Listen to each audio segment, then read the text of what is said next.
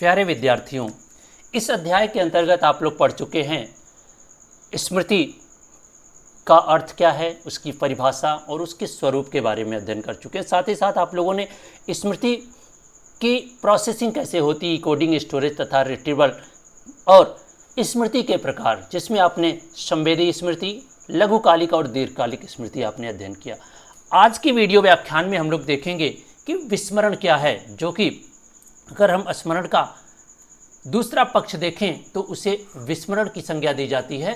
तो विस्मरण क्या है, विस्मरण का अर्थ क्या है, देखते हैं कि किसी भी सीखी हुई वस्तु को स्मरण न कर सकना विस्मृति कहलाती है। यानी कि जब हम कोई भी चीज़ सीख लेते हैं और उसका प्रत्याह्वान नहीं कर पाते हैं तो वह विस्मरण कहलाता है। जैसा कि आपने स्मृति के बारे में आपने पढ़ा कि विशेष समयावधि के लिए जब सूचनाओं को संपोषित करके रखते हैं और ससमय उसका प्रत्याह्वान करने में हम सफल हो जाते हैं तो वो क्या कहलाता है, स्मृति कहलाता है।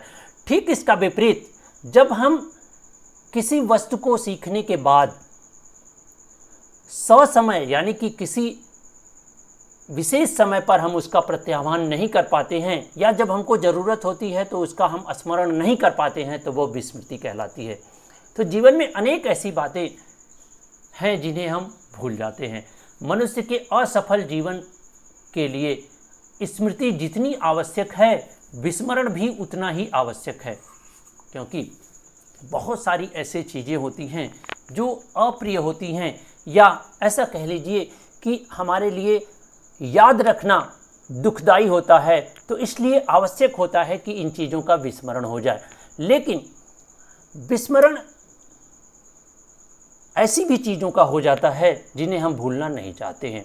तो जो भी सारी चीज़ें जिनका हमने स्मरण किया है, जिनको हमने सीखा है, अगर उसका हम प्रत्याह्वान नहीं कर पाते हैं तो वो विस्मृति कहलाती है। जैसे अप्रिय बातों को, दुख की बातों को भूल जाना ही हमारे लिए अच्छा होता है। इससे मानसिक तनाव दूर रहता। अगर अप्रिय घटनाएं अगर हम ना भूलें तो मानसिक रूप से बीमार पड़ जाएंगे। तो इस प्रकार हमारे जीवन में विस्मृति उतनी ही आवश्यक है जितना कि स्मृति, यानी कि हमारे जीवन के लिए विस्मरण और स्मृति दोनों ही महत्वपूर्ण है। आइए इसके कॉन्सेप्ट को और भी स्पष्ट करने के लिए कुछ मनोवैज्ञानिकों द्वारा दी गई परिभाषाओं को देखते हैं। तो विस्मृति की परिभाषा ड्रेवर ने क्या दी है कि विस्मृति का अर्थ किसी अवसर पर प्रयत्न करने पर किसी पूर्व अनुभव को याद करने या कुछ समय पहले सीखे किसी कार्य को करने में असफलता। यानी कि जब हम किसी पूर्व में जो हमने सीखा है उसको अगर हम याद नहीं कर पाते हैं या याद करने में या प्रत्याह्वान करने में अगर असफल हो जाते हैं तो वो विस्मृति कहलाती है, ड्रेवर महोदय का कहना है। वहीं टीपी नन कह रहे हैं कि ग्रहण किए गए तथ्यों को धारण न कर सकना, यानी कि रिटेंशन न कर पाना, उसको सेव नहीं रख सकना, क्या कहलाती है, विस्मृति कहलाती है।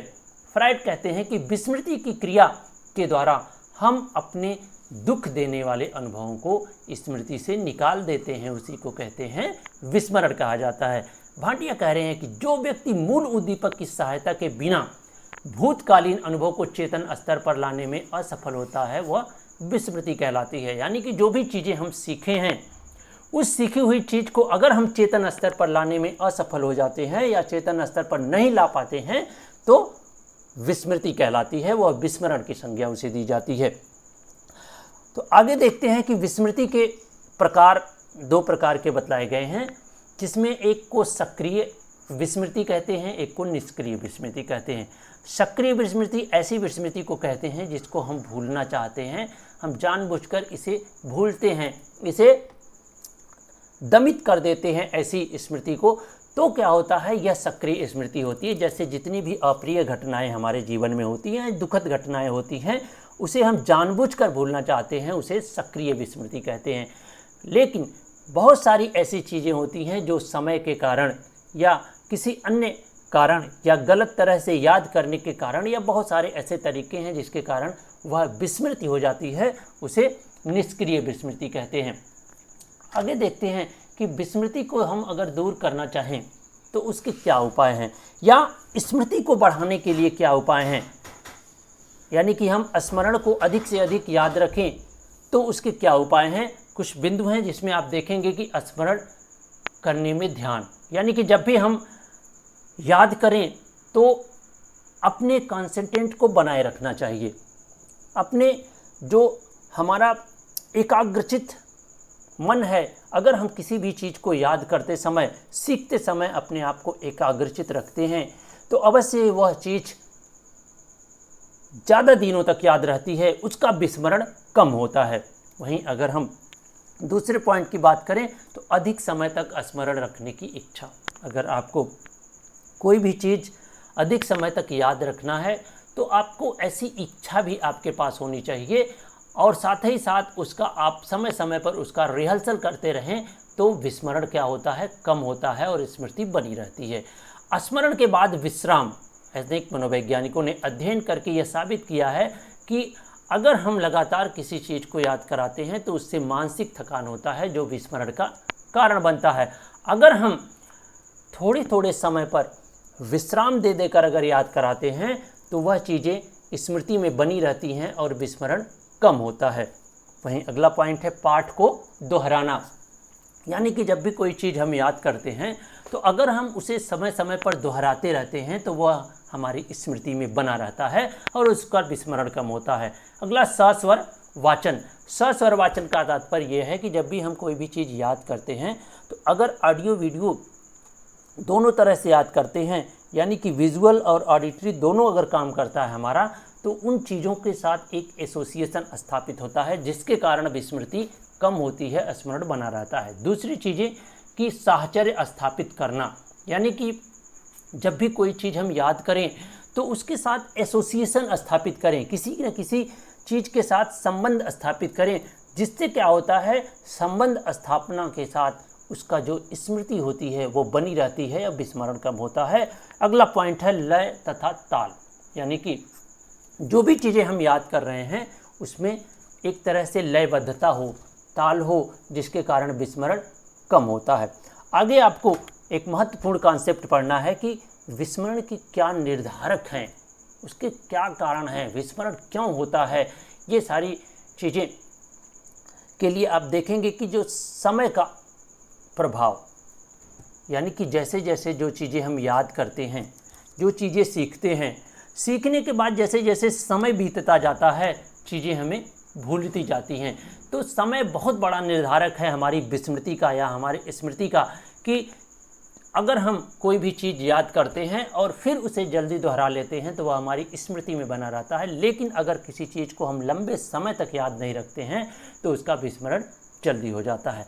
और विषय की मात्रा भी महत्वपूर्ण निर्धारक है विस्मृति का, कि अगर हम छोटे छोटे विषय को याद, जो विषय की मात्रा होती है अगर छोटी है तो जल्दी याद होता है, अगर वह बहुत लंबी होती है तो वह जल्दी याद नहीं होती है। तो यह भी एक महत्वपूर्ण निर्धारक है।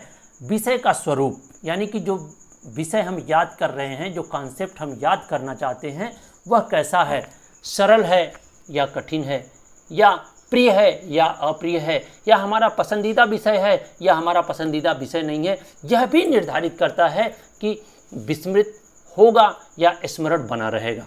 यानी कि अगर जो चीज़ें कठिन होती है वो जल्दी भूल जाती है हमें, या जो सब्जेक्ट हमें ज़्यादा पसंद होता है तो उसके कॉन्सेप्ट हमें बहुत दिनों तक याद रखता है। वहीं अगली बात हम करें तो सीखने की दोषपूर्ण पद्धति भी बहुत बड़ा निर्धारक है कि हम कोई भी चीज़ किस तरह से सीख रहे हैं। सीखने की अगर हम दोषपूर्ण पद्धति अपनाते हैं तो अवश्य ही उसका विस्मरण जल्द हो जाता है। और किसी भी तरह का अगर मानसिक आघात है तो मानसिक आघात के कारण भी विस्मरण होता है, विस्मरण का निर्धारक है। दूसरा पॉइंट है कि मानसिक द्वंद्व। जब भी हमारे मस्तिष्क में विचारों का द्वंद्व चलता है, विचारों का युद्ध चलता है, तो उसके कारण जो अन्य कॉन्सेप्ट जो हमने सीखा है उसका भी विस्मरण जल्दी हो जाता है। तो यानी कि जो मानसिक द्वंद्व हैं एक तरह से वह भी विस्मरण का कारण बनते हैं। अगला पॉइंट कि मानसिक द्रव्यों का सेवन, मानसिक द्रव्य यानी कि मदिरा या किसी तरह के अल्कोहल जब हम लेते हैं तो ऐसे अल्कोहल क्या करते हैं, हमारे मस्तिष्क के सेल्स को सुसुप्त कर देते हैं या हमारे जो न्यूरॉन्स होते हैं उनको निष्क्रिय कर देते हैं, जिसके कारण जो चीज़ें हम सीख रखे हैं उनका विस्मरण जल्दी हो जाता है। वहीं किसी तरह के अगर मानसिक रोग है तब भी विस्मरण होता है और संवेगात्मक असंतुलन के कारण भी विस्मरण होता है। तो इस तरह से आपने देखा कि जो विस्मरण है उसके कुछ निर्धारक हैं, अगर इन पर ध्यान दिया जाए तो हम स्मृति को बनाए रख सकते हैं और विस्मरण को कम कर सकते हैं। यानी कि जो विस्मरण होता है उसके ये प्रमुख निर्धारक हैं। तो हमें उम्मीद है कि आपको विस्मरण के कॉन्सेप्ट, विस्मरण के प्रकार, उनकी परिभाषाएं और विस्मरण के क्या निर्धारक हैं, ये सारी चीज़ें समझ में आया होगा। इसके बाद भी अगर आपको कोई चीज़ समझ में नहीं आई है तो आप कमेंट बॉक्स में पूछ सकते हैं, मैं अवश्य ही उसका आंसर दूंगा। तो मिलते हैं अगले वीडियो व्याख्यान में किसी नए कॉन्सेप्ट के साथ। तब तक आप लोग घर पे रहें, सुरक्षित रहें और अपने अध्ययन को निरंतर बनाए रखें।